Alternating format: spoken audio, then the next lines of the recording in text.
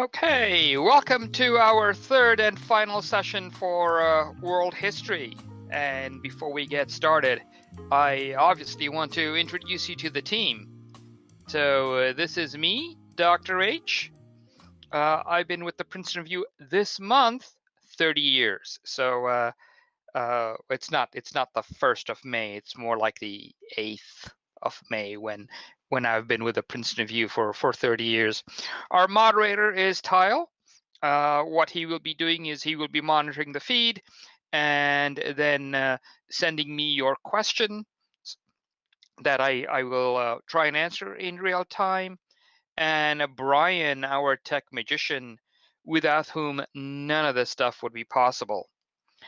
So I actually did look at the feed from last time, and based on that, I thought today, initially I had thought today that we would look at an essay with a basically a different thesis, an opposite thesis from the one we constructed last time.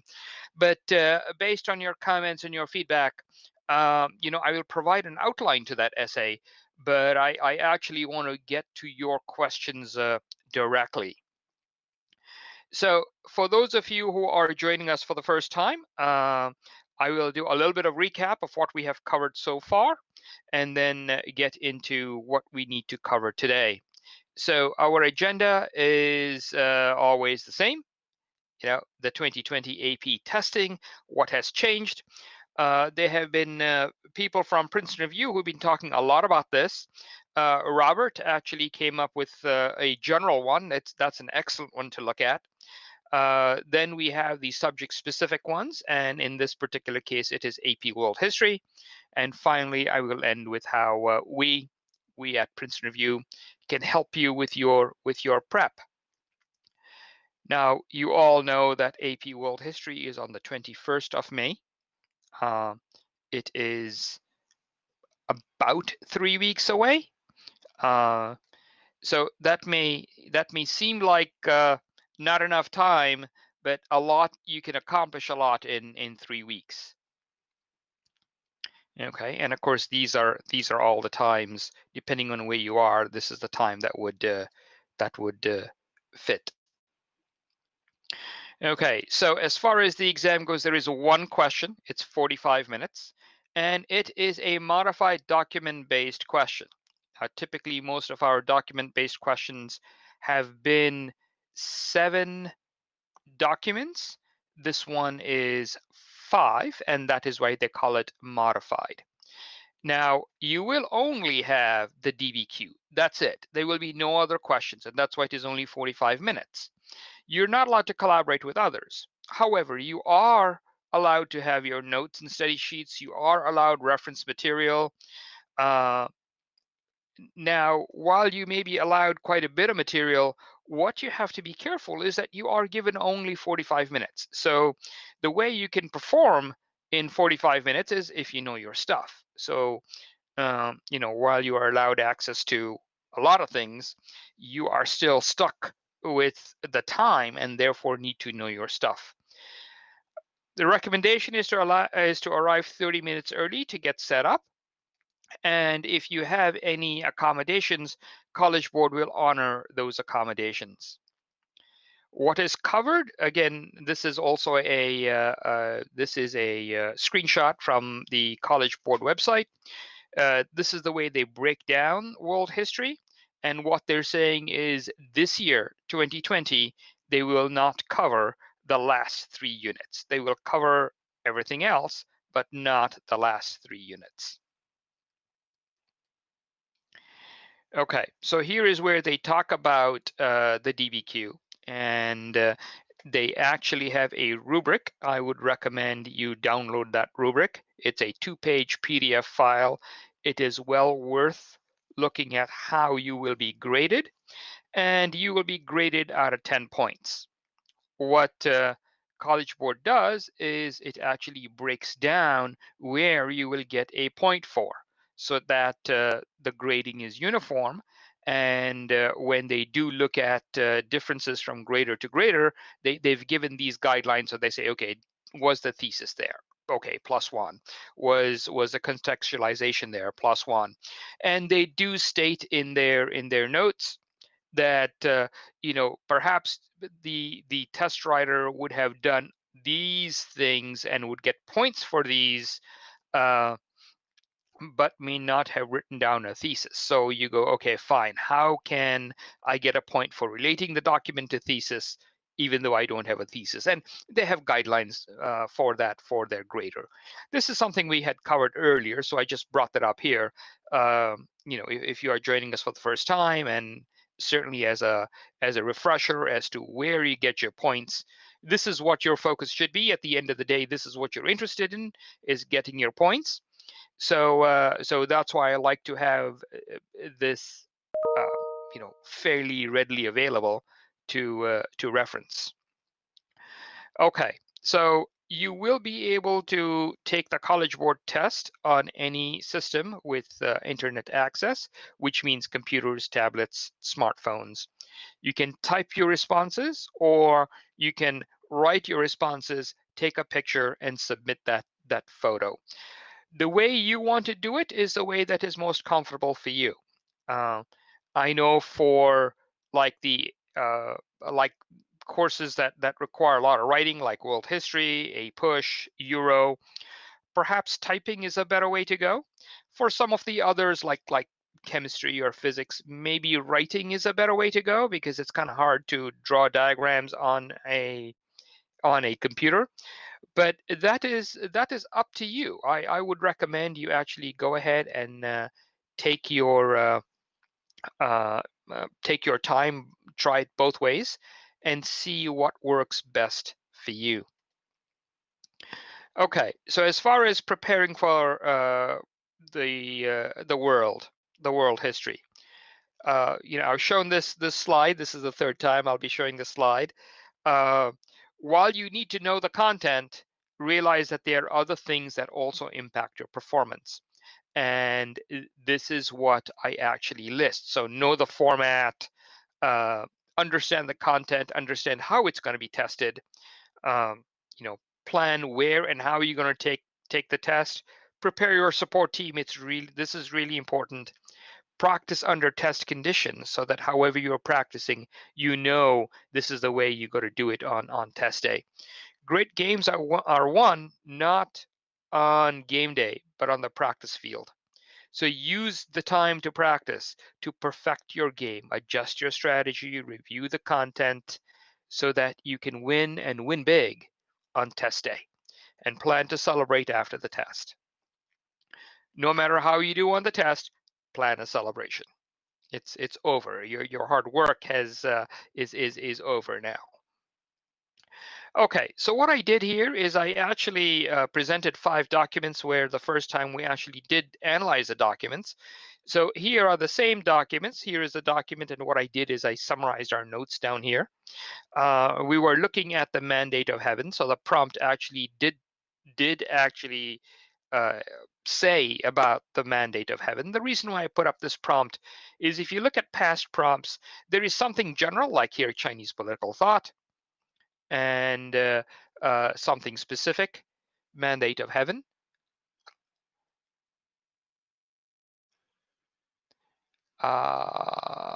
The instructor for the paid one, later in the month. There is it's a question. It's a question. No, unfortunately, I am not doing it. I am not. I am not doing the cram courses this year. So I am not your cram course instructor. Uh, we do have cram courses, of course, but it's not me who is the instructor.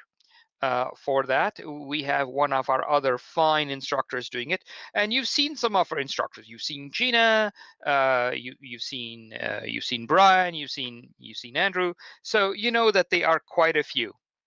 Okay, there are.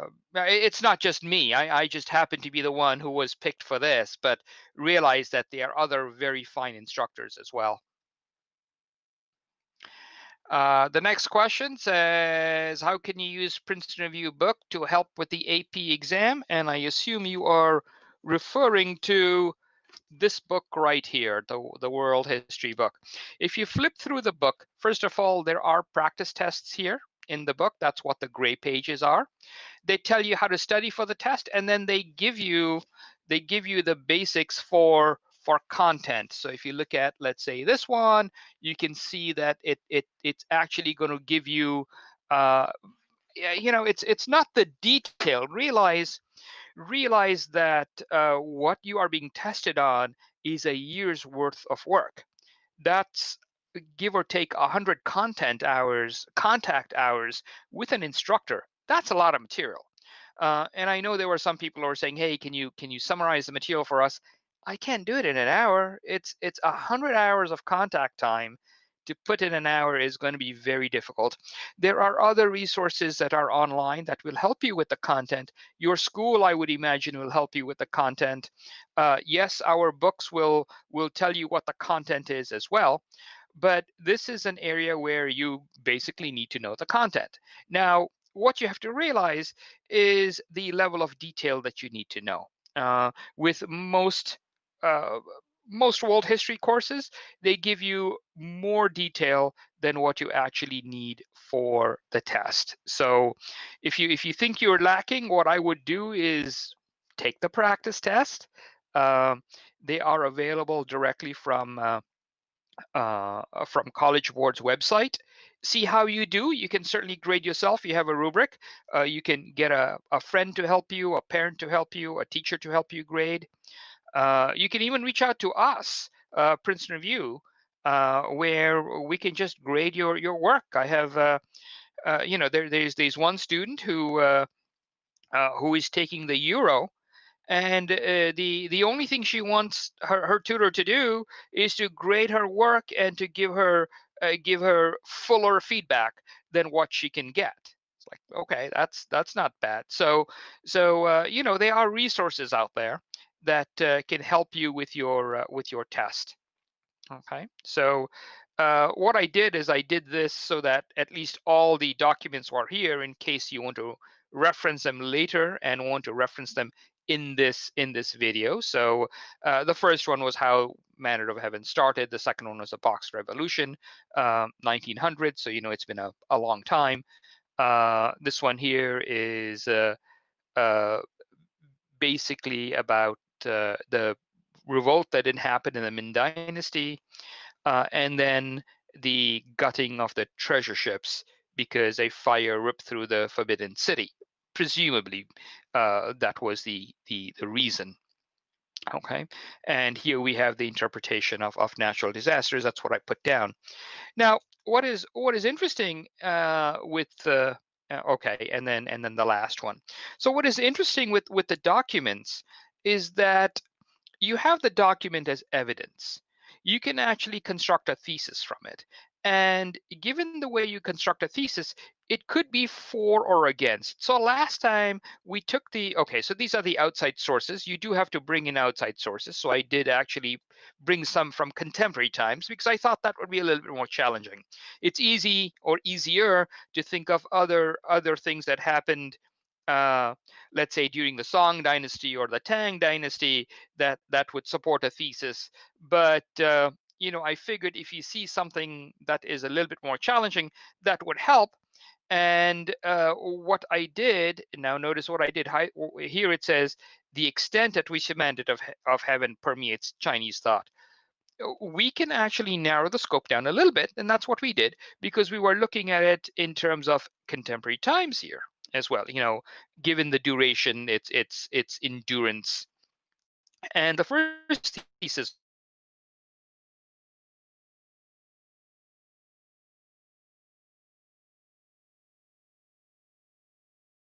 was that it's there we go. Can you hear me, chat? Awesome. Awesome. Thank you. So the first thesis is that, yes, it is relevant today. What I did is I broke down, summarized the essay basically. We tried to write it last time. I couldn't get to finish it. But that's what we did to essentially pick off all the points here, right? And then what I did is I figured, okay, what would an essay where we want to say the mandate of heaven is not relevant today, what would we do? Well, we could still use the evidence that the documents that they have it. So here is the first one, and it was used, what I say here, as a propaganda tool. One of these days I got to fix my spelling. As a propaganda tool to justify the Zhou dynasty's basically rebellion, overthrow, and has been used that way for a long time. Here are natural disasters. They don't always lead to regime change because mandate of heaven is used as a propaganda tool. It is used as a reason where you don't have to give a reason. You can just say this is it. Natural disasters are invoked, but again, it's more to justify change in direction than fidelity to mandate of heaven. So if the population gets restless, or if the tax situation changes, you can invoke mandate of heaven without really telling the population you're invoking them. You're actually doing it for a different reason. So things like that. What I was thinking of as I was writing this down is, if we look at our attitude to diseases. I thought that might help. So today, when we get a disease, we say, well, okay, fine, a particular virus has infected our body. What can we do as far as antidotes and things like that? In the olden days, when somebody was infected by a disease, let's say in ancient Egyptian times, or in ancient India, they would say, well, it's the punishment from the gods, or it is a particular spirit that has inhabited that person. So now the way they go about curing is very different than the way we would look at it today. uh, which one's right, which one's wrong, that's not the job of the historian as a historian, but certainly that type of interpretation is what we can do in history. So that is why I'm using basically the same documents, and trying to make the case that mandate of heaven is not relevant. Okay, so here it says mandate of heaven was used as a propaganda tool earlier. It's not relevant today because as we have moved towards nationalism, less religious focus. So I look at the earthquake. There was no regime change in 2019. What happened is we had riots in Hong Kong. Taiwan won major concessions. Chinese economy went down, and then we were hit with COVID. And here we have the premier of CCP seeking a lifetime appointment. If mandate of heaven were truly the case, he would have been ousted. You can make a case like that. Confucianism, yes, because realize what we did is we looked at Chinese dynastic rule, which came about from Confucian, and document 5, which shows the very high-ranking Tang dynastic official kowtowing, would show that that is for the order, and that's why the emperor has absolute power and could use the mandate of heaven to remove basically the people he opposed. So these are details you can put together. I didn't want to get too much into that, but yeah, you're right, Elaine. Confucianism can be used. It came a little bit after the overthrow of the Shang dynasty, which is where mandate of heaven was first used. So as long as you have that, then you are in good shape. Now, based on actually some of your feedback uh, earlier this week, it was more like, how do I know I have written a good essay? What are the steps that I can use? So that's what I'm going to talk about now. And really, if you look at what the task is, here are the directions. And this is taken from basically any generic DBQ question that College Board has. And College Board does have DBQ questions available that you can use. So yes, use them. And they tell you to respond to the prompt. And really, it's, what does that mean? Can we distill it down to something that is more understandable. So that's what I try to do here. So what the prompt is asking you to do is to form a relevant thesis and support the thesis with the documents and outside examples. That's pretty much the task, right? Formulate a thesis, support it. And when I say support the thesis, realize that these documents don't have to go for or against your thesis. They could go either way because your narrative is going to carry that, right? And certainly the outside examples that you pick will actually carry that. So what are the salient points you have to hit? Did you answer the question that was asked? Uh, so in this case, if you went outside uh, the example that we had, if you went outside the mandate of heaven, uh, as long as it was relevant, as long as you tied it back. So I had the Chinese dynastic cycle. Well, okay, but if I strayed further from there, then because it wasn't in my thesis, it wasn't deemed relevant. There are examples that College Board does give you that are not relevant. They have really good examples. If you look at the 19 and the 18 examples, they say this is a good thesis, but it does not. So here they were looking at Portuguese naval expansion, and they were saying this is good. It talks about the Portuguese Empire, but not specifically about the naval expansion, and that is why the thesis does not get a +1. Okay, so they give you examples like that. College Board does that. So it's good to look at what they're looking at as well. You know how they use the rubric to grade the essays. So make sure you directly address the prompt because it's easy to not directly address the prompt. Okay, and then be sure that your documents support your claim. Now, in your claim, you could be saying that this document says something that that is different, and this is why it can be interpreted as contradicting, but it's really not because it's answering something different. Okay, either the people uh, didn't understand or what have you. Okay, so the first thing you need to do is document evidence and analysis. And to help you do that, I have said, okay, if you like mnemonics, here is one. This is what needs to happen for document evidence and analysis. You have to look at a historical situation. This is your proof. This is your concrete evidence, and that's what you need. You can say, what audience is this referring to? So if you look at document 2 in what we have here, for our example of mandate of heaven, it is actually addressing people that the Boxer Rebellion would attract. So there's an audience there, and they are using basically the mandate of heaven to inspire them to join the rebellion, is what they're doing. It becomes incorporated as part of your essay once you talk about it. P stands for purpose. So what is the purpose of that document?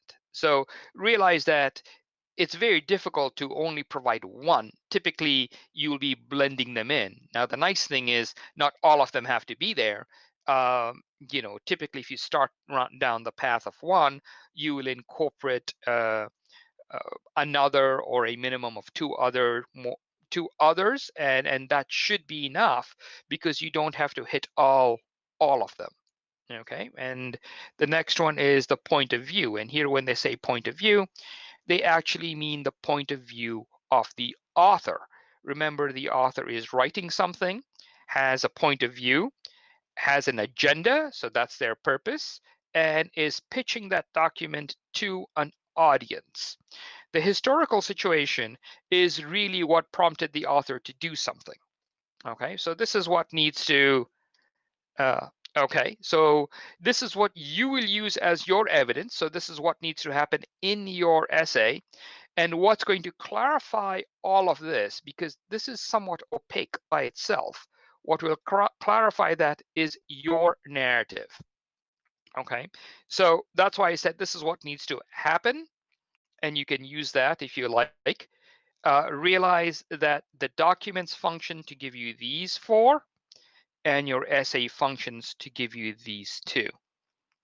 Okay, so I don't know if this was the kind of mnemonic you are looking for, but it's the one that I came up with. So you can give me a thumbs up or a thumbs down. Well, I guess a smiley or a frowny, depending on how you like the cheesiness of my document, right?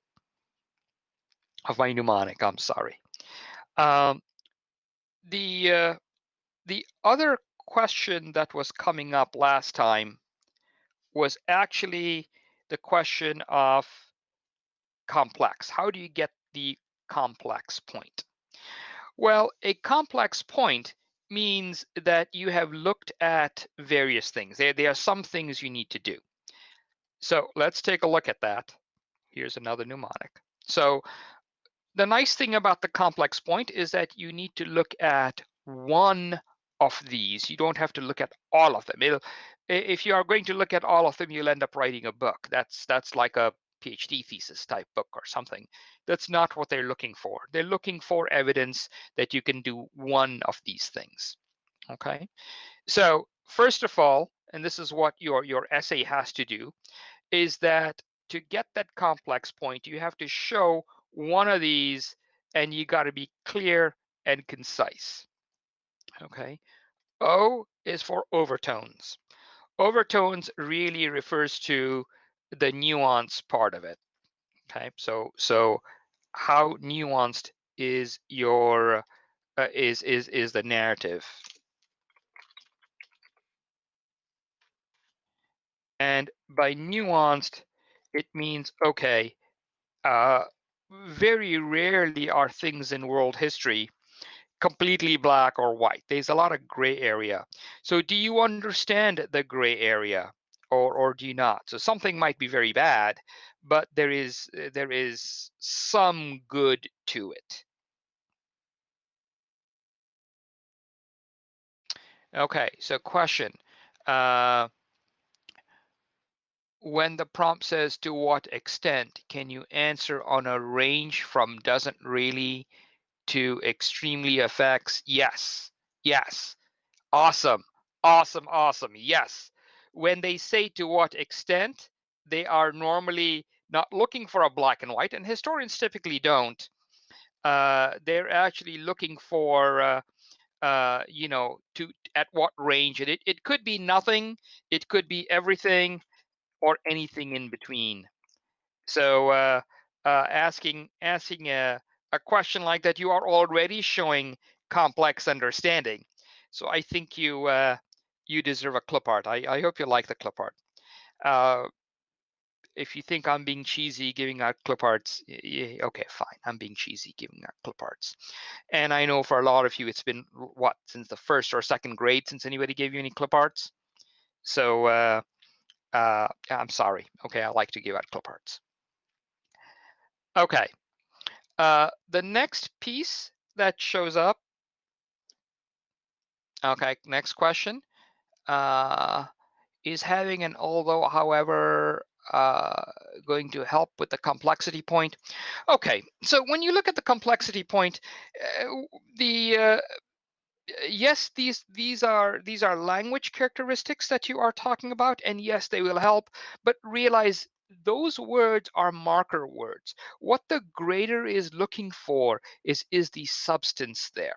Okay, so when you are looking at overtones, are those overtones relevant to the situation? Is that exactly what happened? Okay, so and does your evidence show that? So, for example, you may say that the Boxer Rebellion may not have been a good thing for China.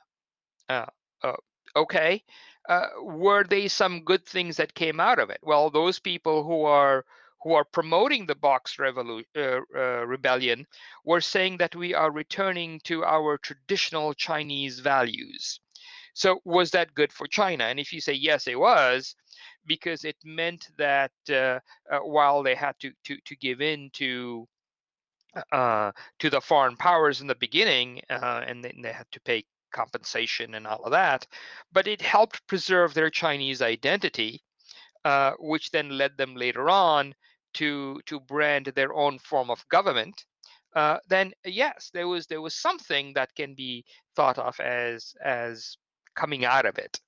The Scar Art movement. Well, it was against the Chinese Communist Party, but something did come out of it, in the sense that led to the native soil movement, and maybe that's a good thing.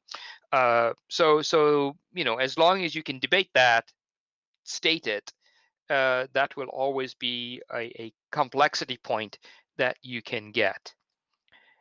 M is for multiplicity, and it's multiplicity and diversity. So have you considered multiple points of view? Have you considered a diversity of documents to actually support, or a diversity of sources to boost your argument? Your argument may be only the argument put forth by the aristocrats, because those are the records that survived. Have you, as part of your essay, even though the documents don't exist, looked at living conditions of, let's say, the farmers and the artisans, and provided at least some insight on how whatever that decree was, if it was a decree, affected their lives?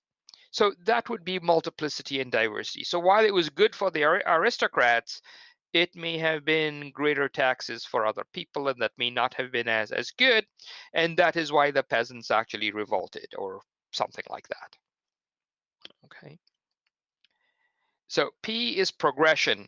Progression is really where you talk about continuity and change.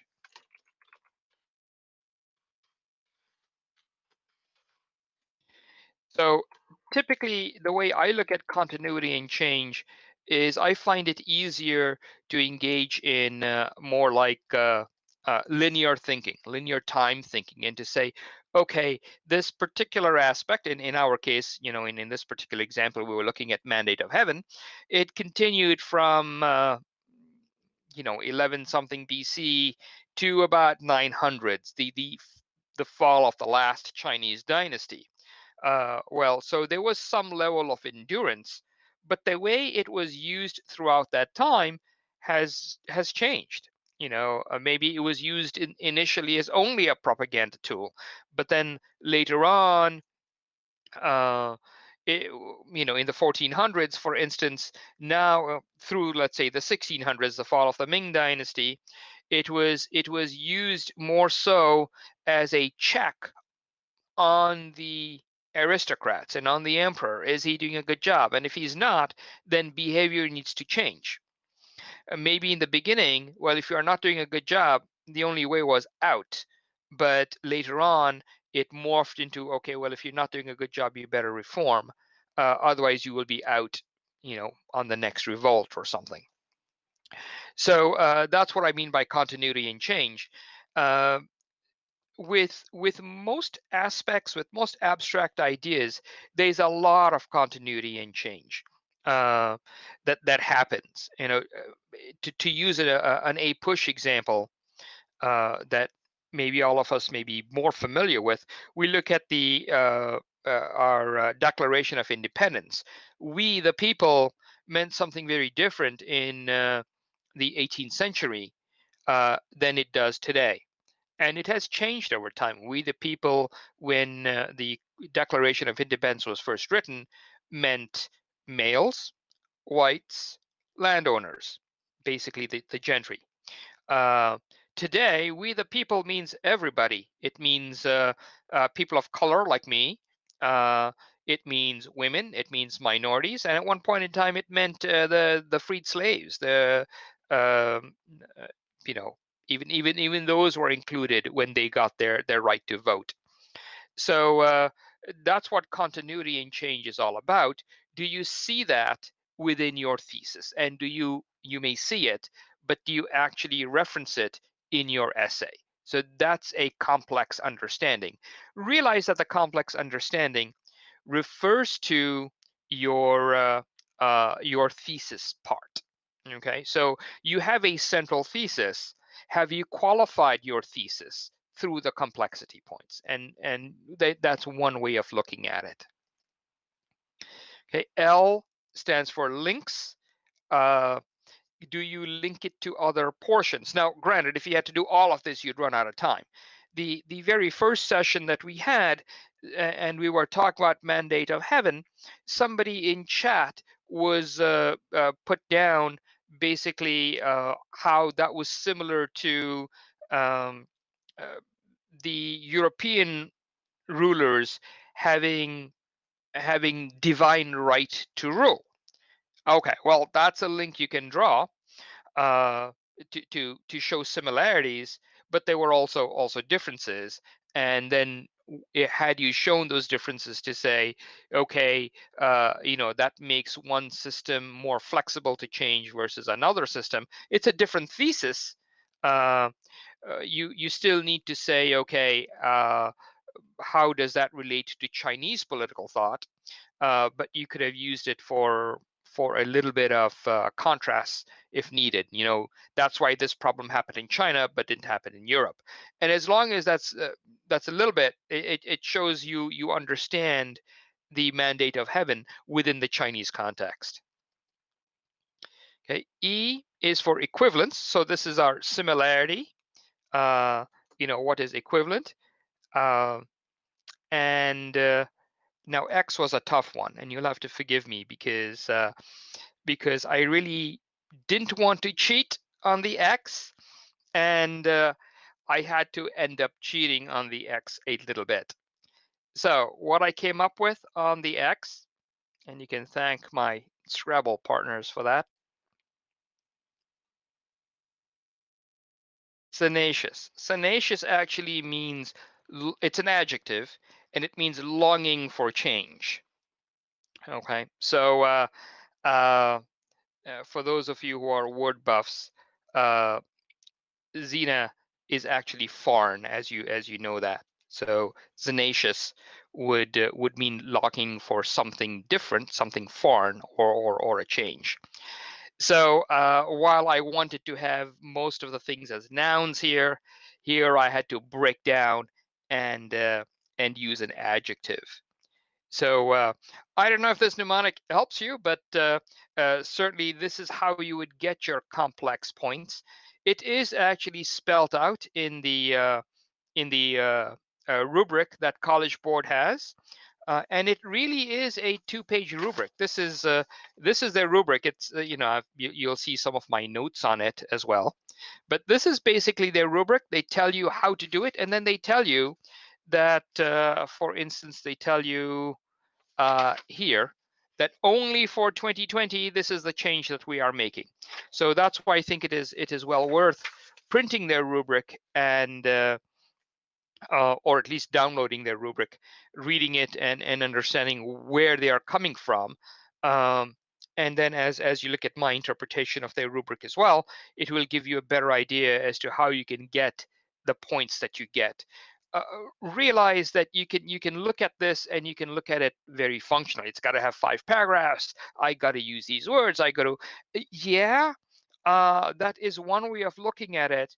But at the end of the day, what they are looking for in your essay is the content, is the understanding there. What they are looking for is something a lot more nebulous than that.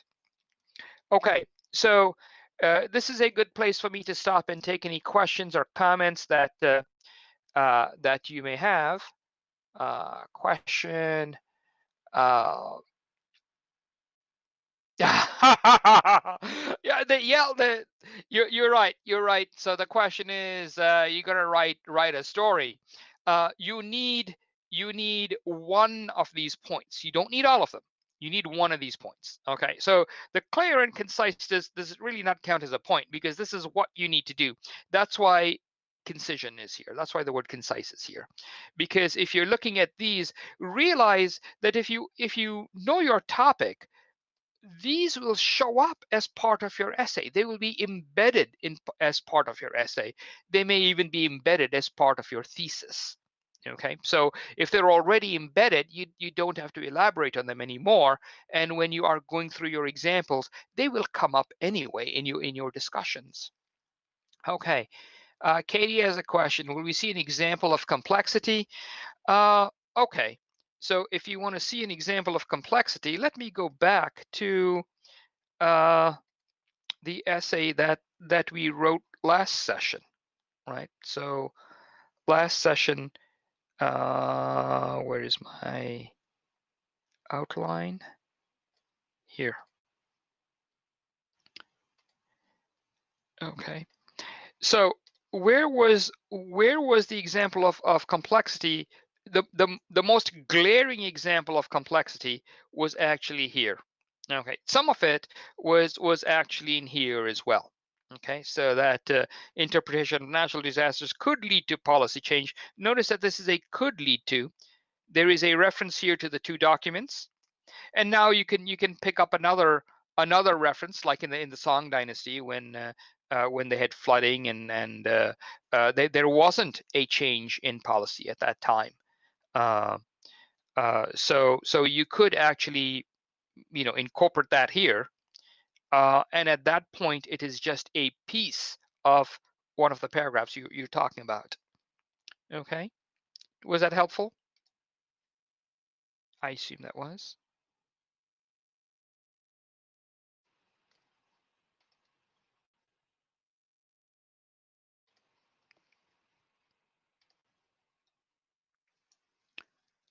Okay, cool. So what I would do is, instead of worrying about complexity, one of the things you could do is to make sure that your thesis is complete, that it does take into account multiple viewpoints. And if it does, then some of these are actually going to naturally come into your thesis. And as they seep in, you will not have to worry about your complexity points.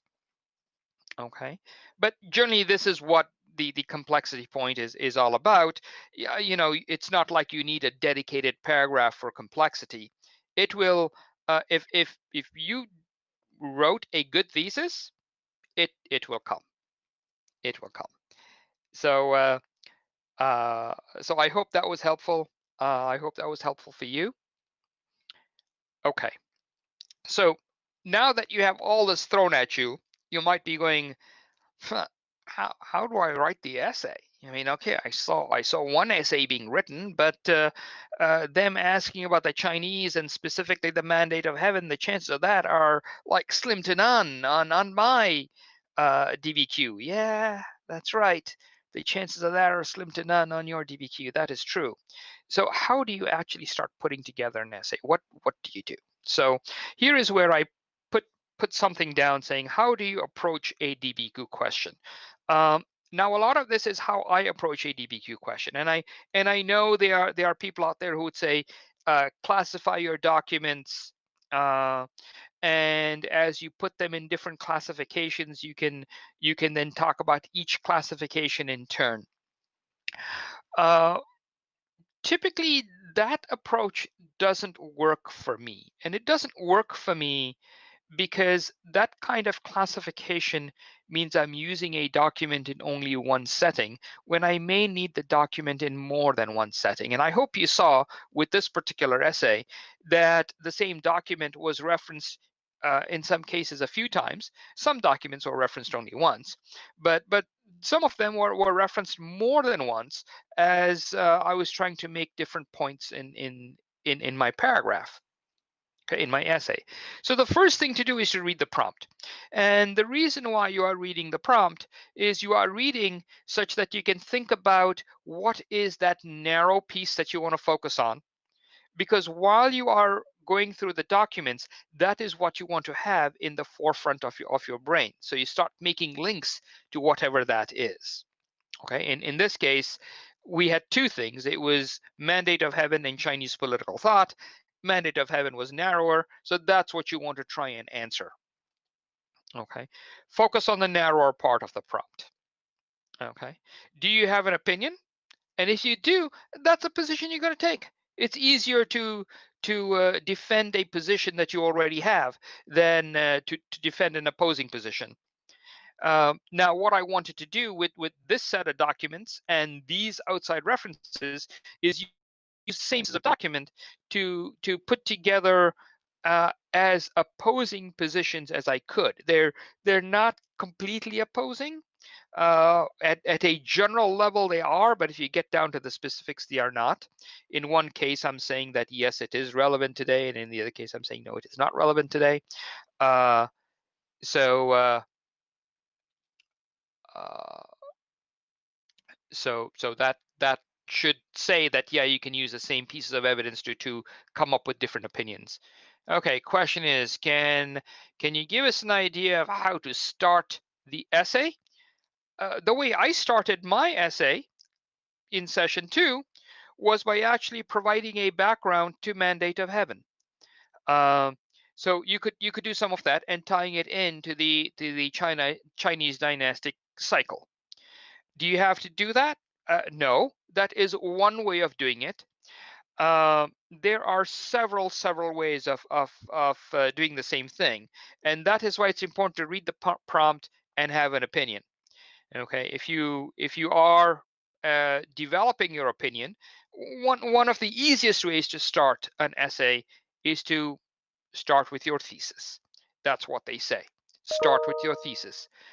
The reason I picked Mandate of Heaven is because here, if I were to start with my thesis, I may lose the reader. So that's why I had to start with a background to Mandate of Heaven and then introduce my thesis. How can I make sure? So another question is, how can I make sure that you aren't overwriting your thesis, since there's typically since theses are typically long for DBQs.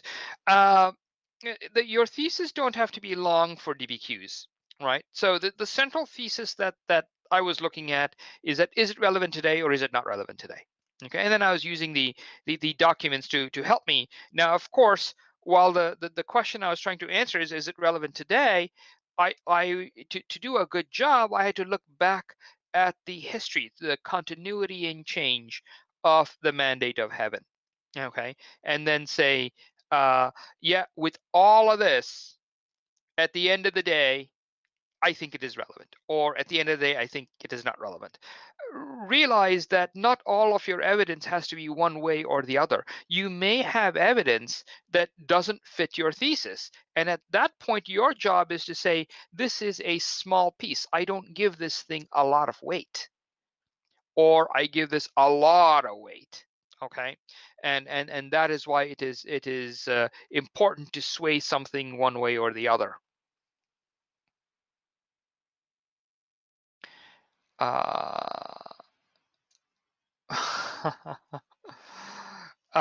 Well, realize that with a DBQ, you do have to know your content.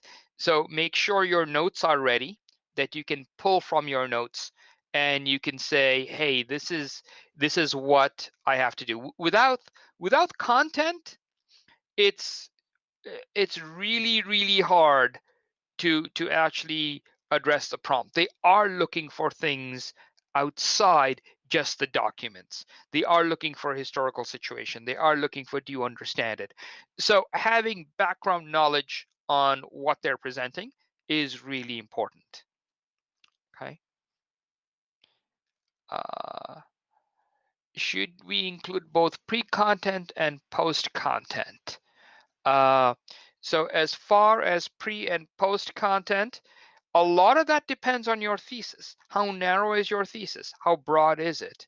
Because my thesis was, it is relevant today, I had to include contemporary works. Okay. If I would have said it was relevant up until, let's say, the end of the Qin dynasty, where the Boxer Rebellion was part of that. Okay, so I'm not looking at anything after that, or it was only relevant during the age of emperors. Once the monarchy went away, that's sort of outside the scope of my thesis. So it depends on how I look at that, how you define your thesis. You may have to go back in time, you may have to go forward, and a lot of that depends on your thesis. There is so much writing on your thesis that is why it is important to formulate a good thesis that you can defend and apply the evidence to. Okay, so read the documents in light of your opinion and the narrower prompt. Okay, and make notes on the documents. That's why I left the notes that we made earlier. I left those on these slides so you can actually see them. And I left the outline of the essay on these slides, or actually took the time to, instead of giving you the entire essay, to highlight portions of that essay. So you had it, so you can reconstruct it from there. How many claims should you make in your thesis?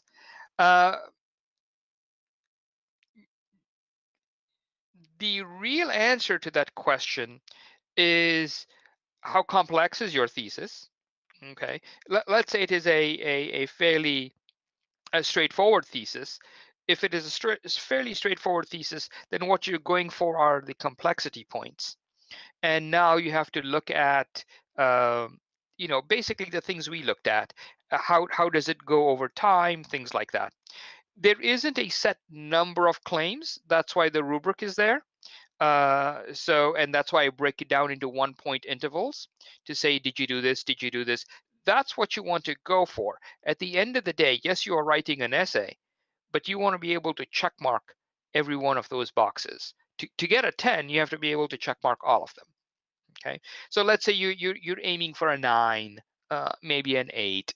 Okay, if that's the case, you should be able to check mark most of those boxes. And if you look at them, the way they are grouped, the white and the gray and the white and the gray. If you do one, it naturally leads you to the next one in the same grouping. So pay attention to that.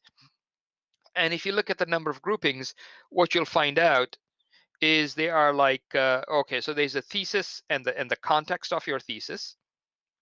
That one has to be there.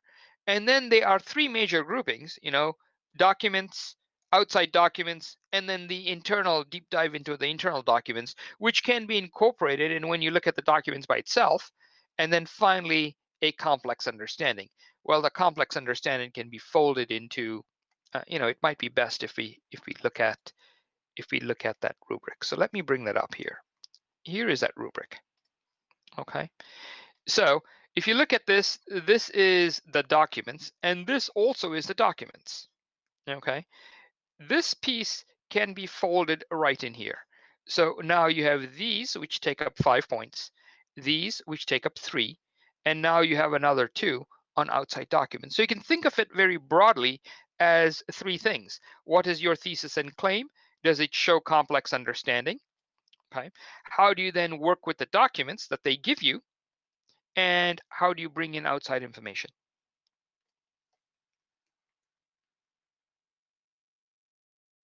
How would I approach the essay if I were given categories in the prompt?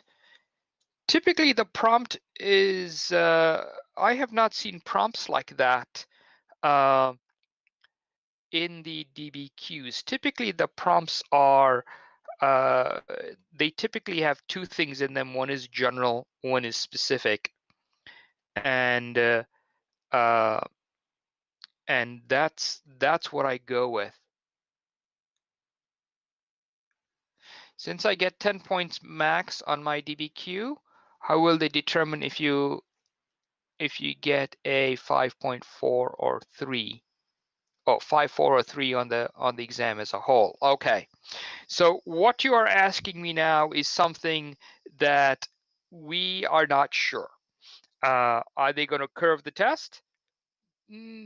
Possibly. Are they going to say it's going to be a straight scale and you better be getting an 8 or higher? Or if you get an 8 or lower, that's not a 5. That is something that College Board has not made clear. Okay. Okay. Outline your essay and remember to directly address the prompt. What about contextualization? Contextualization is another word for saying bring in your outside knowledge. So if you look at the, let's say, the Boxer Rebellion by itself, you did not know uh, uh, you did not know that it was a failure. There was nothing in that document that said that it happened, uh, uh, after there was major flooding and famine in an area.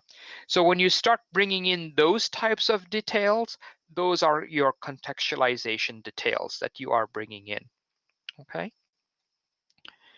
Okay, and turn to your ref material. You have ref material on hand, turn to it. Make sure that it is well organized so you can turn to it. Gina actually says quite a bit about reference materials in her A push. So, I did not want to repeat that here. You can watch her video on A push where she talks about reference materials and having your notes handy and things like that. Okay. So preparing efficiently for the DBQ. Practice. There is no substitute for this. There isn't one. We can talk about all the questions that there are. We can talk about whatever, but really the best way to prepare for a DBQ is to actually go ahead and do a DBQ. Now it's not do them and do them and do them.